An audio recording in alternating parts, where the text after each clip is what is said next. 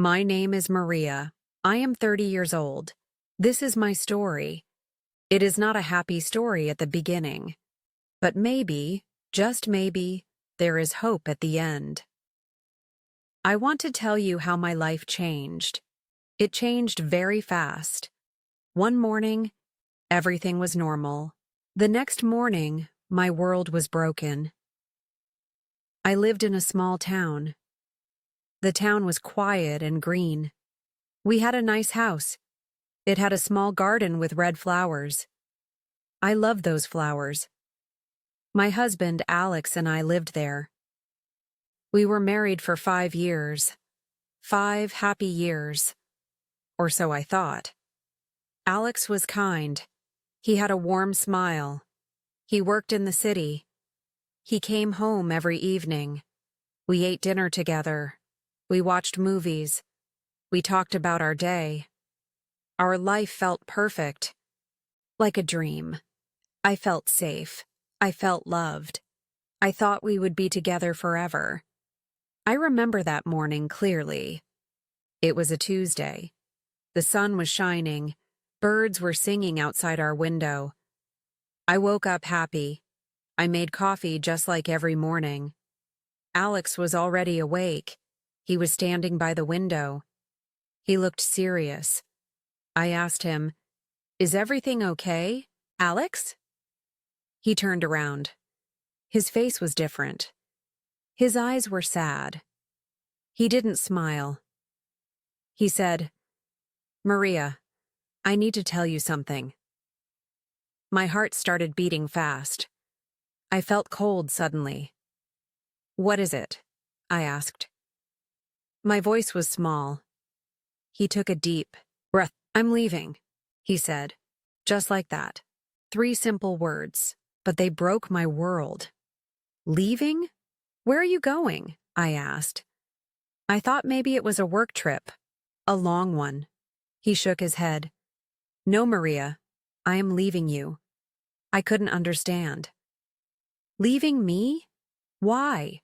Did I do something wrong? Tears started to fill my eyes. He looked down at the floor.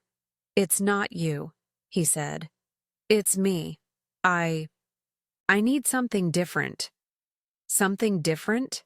I whispered. "What does that mean?" He didn't answer. He just walked to the closet.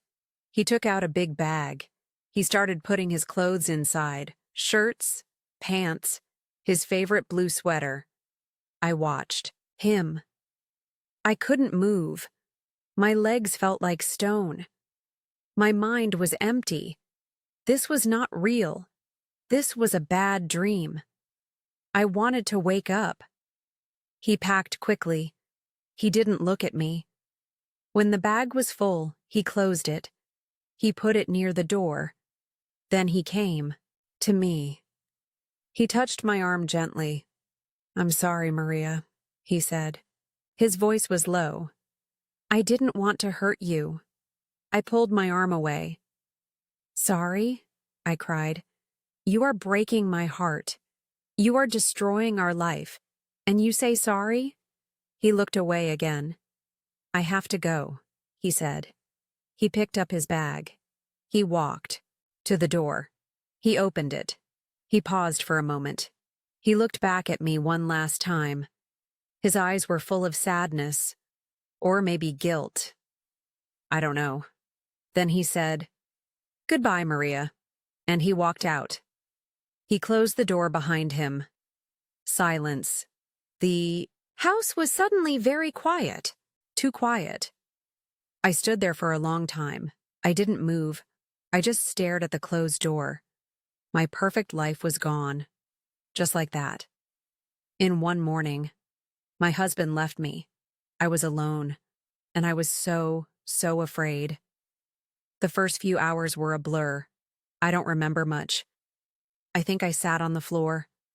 I cried. I cried until my eyes were dry, until my head hurt. The coffee I made was still on the table. It was cold now.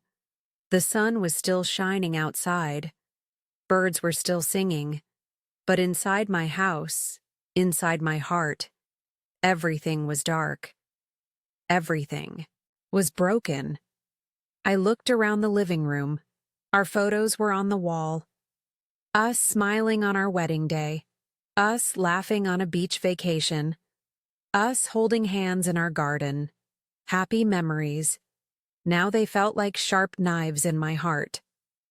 I wanted to take them down. I wanted to hide them, but I couldn't move. I just sat there, alone, afraid. The first night was the worst. The house felt huge and empty. Every small sound made me jump. The wind outside, the clock ticking, the house creaking. I went to our bedroom. His side of the bed was empty. His pillow was still there. It smelled a little like him. I held the pillow and cried again. Sleep did not come. I just lay there, staring into the darkness, thinking. Why? What did I do wrong? Was our love not real? Was it all a lie? The next day, I didn't get out of bed. I didn't eat. I didn't drink. The phone rang sometimes. Maybe it was my mother. Maybe my friend, Clara. I didn't answer. I didn't want to talk to anyone. What could I say? My husband left me. My perfect life is over. I felt ashamed. I felt like a failure. Days passed like this, slowly, painfully. I lost track of time. I stayed inside the house. The curtains were closed. The world outside didn't matter. My world was this house, this empty, silent house, this broken heart. I felt so lost. I didn't know what to do next. How could I live without him? He was my everything, my partner, my friend, my love. One afternoon, someone knocked on the door, loudly. I didn't want to open it, but the knocking continued. Finally, I got up. My legs were weak. I looked through the small hole in the door. It was Mrs. Peterson, my neighbor. She was an old lady, very kind. She always smiled at me. I opened the door a little. "Maria, dear," she said. Her voice was soft. "Are you all right? I haven't seen you for days. I was worried." I couldn't speak.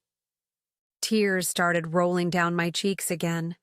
She looked at me with kind eyes. "Oh, my dear child," she whispered. She gently pushed the door open and came inside. She didn't ask questions. She just put her arms around me. She held me while I cried. It was the first hug I had received since Alex left. It felt warm. It felt safe. Mrs. Peterson stayed with me for a while. She made me some tea. She opened the curtains. "Let some light in, dear," she said. "Darkness doesn't help." She talked about simple things, her garden, her cat, the weather. She didn't talk about Alex. She just stayed with me. Her presence was comforting. Before she left, she said, "You are stronger than you think, Maria. Remember that." After Mrs. Peterson left, I felt a little better. Just a little. I looked around the house. It was messy. Dishes were in the sink. Clothes were on the floor. Dust was everywhere. I realized I couldn't live like this. I had to do something, even a small thing. I started with the kitchen. I washed the dishes, slowly, carefully, each plate, each cup. It was a simple task, but it felt good to do something normal. Then I cleaned the table. I threw away the cold coffee. I opened the window. Fresh air came in. It smelled like rain and grass. It felt real. That evening, I made myself some soup. Just simple vegetable soup. I sat at the table and ate it, slowly. It was the first real meal I had eaten in days. It wasn't much, but it was a start. I told myself, one step at a time, Maria. Just one step. The next few weeks were still very hard. There were good days and bad days. On good days, I would clean the house. I would go for a short walk. I would talk to Mrs. Peterson. On bad days, I stayed in bed. I cried. I missed Alex so much it hurt my chest. The pain was always there, like a heavy stone in my heart. I started thinking about practical things too. Money. Alex used to handle the bills. I didn't know much about our finances. I found the bank statements. I looked at the numbers. My heart sank. We didn't have much savings. Alex's salary was gone now. How would I pay the rent? The bills? How would I buy food? Fear came back, stronger this time. I was not just heartbroken. I was scared about my future. I needed a job. I hadn't worked since we got married. Alex wanted me to stay home. He said he could take care of everything. Now I wished I had a job. I wished I had my own money. I looked through the local newspaper. There were not many job openings in our small town. A waitress position, a cleaner position, a shop assistant. I didn't have much experience. I felt nervous.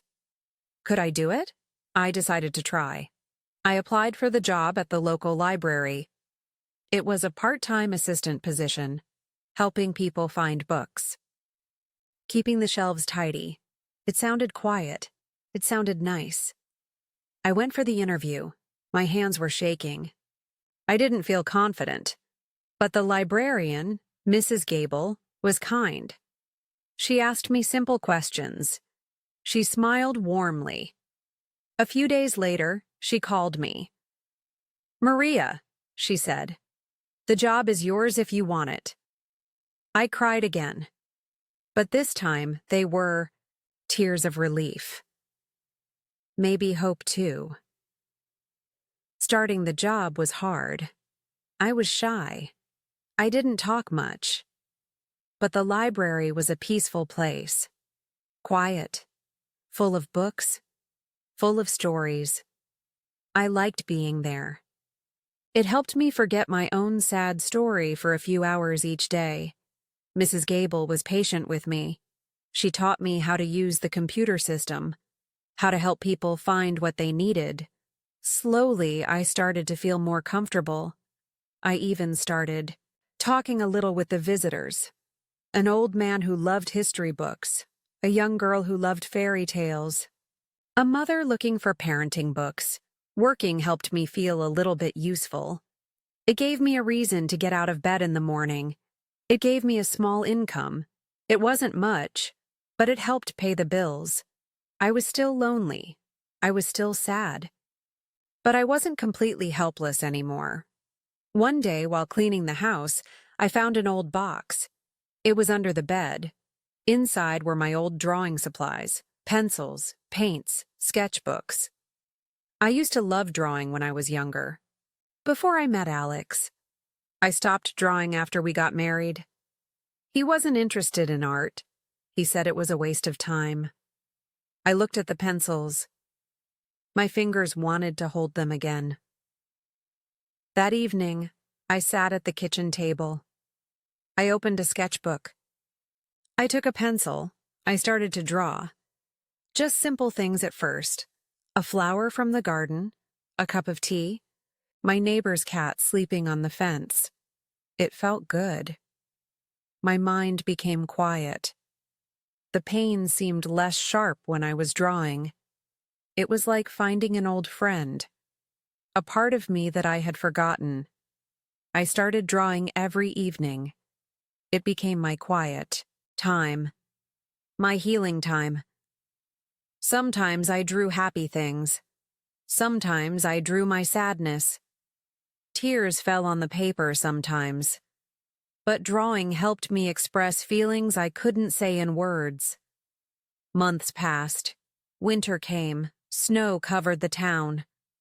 The house felt cold sometimes, especially at night. But I learned how to make a fire in the fireplace. I bought warm blankets. I drank hot tea. I read books from the library. I drew in my sketchbook. Life was quiet, simple, sometimes lonely. But I was surviving. I still missed Alex. Sometimes I wondered where he was, what he was doing. Was he happy? Did he ever think of me? I heard from a friend that he had moved to another city, that he was living with someone else. It hurt. It hurt a lot. It felt like he left me all over again. But this time, the pain didn't break me completely. I cried for a day. Then I picked up my pencil and drew. I drew a storm. Then I drew a small boat surviving the storm. Before I share more of my story, I want to ask you something. Where are you listening from? It helps me feel less alone knowing someone is hearing my words, someone who might understand. Please tell me in the comments. I would really like to know. Spring came, the snow melted, the flowers in my garden started to bloom again. Red flowers, yellow flowers, purple flowers. They looked beautiful. Seeing them grow gave me a little bit of hope. Maybe I could grow again too. Maybe life could be beautiful again. Even after the storm, I kept working at the library. I became better at my job. Mrs. Gable gave me more responsibilities. I started helping with story time for the children on Saturdays. At first, I was nervous. Talking in front of people was hard for me. But the children were sweet. Their eyes were full of wonder. They laughed at the funny parts of the stories. They asked simple, honest questions. Their joy was contagious. I started to enjoy story time. It made me smile. A real smile. My neighbor, Mrs. Peterson, continued to be a good friend. We often had tea together. She taught me how to bake apple pie. Her recipe was famous in the town. Baking was another thing I started to enjoy. The smell of cinnamon and apples filled the house. It made it feel more like a home again. One afternoon, Mrs. Peterson asked me, "Maria, have you thought about joining the town's art club? They meet every Thursday evening at the community center." I hesitated. "I don't know," I said. "I just draw for myself. I'm not very good." She smiled. "Nonsense, dear. Your drawings are lovely. And it's not about being good, it's about sharing something you love. And maybe meeting new people." I thought about it for a few days. I was scared. Meeting new people was still hard for me. What if they didn't like my drawings? What if they didn't like me? But a small part of me wanted to try. I wanted to step out of my quiet world a little more. So, the next Thursday, I went. My hands were cold. My heart was beating fast. I walked into the community center room. There were about 10 people there. Some were old, some were young. They were painting, drawing, talking, laughing. A woman with bright red hair came to me. "Hello?" she said cheerfully. "You must be new. I'm Linda. Welcome." Her smile was warm. It made me feel a little less scared. I found a quiet corner. I took out my sketchbook and pencils. I started drawing. People were friendly. They came over to say hello. They looked at my drawings and said nice things. "Your style is so delicate," one man said. "I love the way you draw flowers," Linda said. I felt my cheeks get warm, but it was a good feeling. I started going to the art club every week. I made a few friends there. Linda became a good friend. She was funny and full of energy. She made me laugh. We started having coffee together sometimes. We talked about art, life, dreams. It felt good to have a friend my age again. Life wasn't perfect. I still had lonely evenings. I still missed the life I thought I had. Sometimes I saw couples walking hand in hand, and my heart felt a pang of sadness. Healing takes time. I understood that now. It's okay to feel sad sometimes. It's okay to remember. But it's also important to keep moving forward. One day, I was looking through old photos. I found one of me when I was about 20, before Alex. I was smiling. My eyes looked bright, full of hope. I looked at myself in the mirror now. I was 30. My eyes looked different. Sadder, maybe. Wiser, too. I had lines on my face that weren't there before. But I was still me. Maria. I had survived. I was still here. I started to think about the future, not with fear, but with curiosity. What did I want now? I liked my job at the library. I loved drawing and baking. I enjoyed my time with Mrs. Peterson and Linda. My life was small, but it was mine. I was building it myself, piece by piece. I decided to do something brave. I asked Mrs. Gable if I could display some of my drawings in the library. Just small ones, flowers, landscapes of our town. She loved the idea. "Of course, Maria," she said. "They are beautiful. People will love them."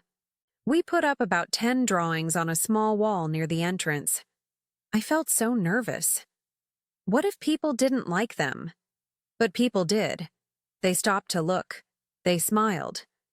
Some people even asked if they could buy them. I was surprised and happy. I sold 2 drawings that first week. It wasn't about the money. It was about feeling seen, feeling appreciated for something I created. My small house didn't feel so empty anymore. It felt like my space, my sanctuary. I filled it with books, drawings, the smell of baked goods, and quiet peace. I planted more flowers in the garden. Pink ones this time, and white ones. They made the house look cheerful. I learned that happiness is not always about having a perfect life. It's not about having another person complete you. Happiness can be found in small things. A quiet morning with tea, a good book, a finished drawing, a warm conversation with a friend, a child's laugh during story time, the smell of rain, the colors of a sunset. I was still alone in some ways. But I wasn't afraid anymore. Fear was replaced by a quiet strength, a strength I didn't know I had. Alex leaving broke my heart. It broke the life I knew, but it didn't break me. I learned to stand on my own feet. I learned to find joy in unexpected places. I learned to be my own person. Sometimes I wonder if I will love again, if I will share my life with someone else. I don't know the answer. Maybe yes, maybe no. But I know this. If I do love again, it will be different. I will not lose myself. I will look for kindness, respect, and honesty. I will look for a partner who walks beside me, not someone I follow. My story started with heartbreak. It started with feeling alone and afraid. But it didn't end there. Life goes on. The sun rises every day. Flowers bloom after winter. And hearts can heal. Slowly. Gently. With patience and self-love.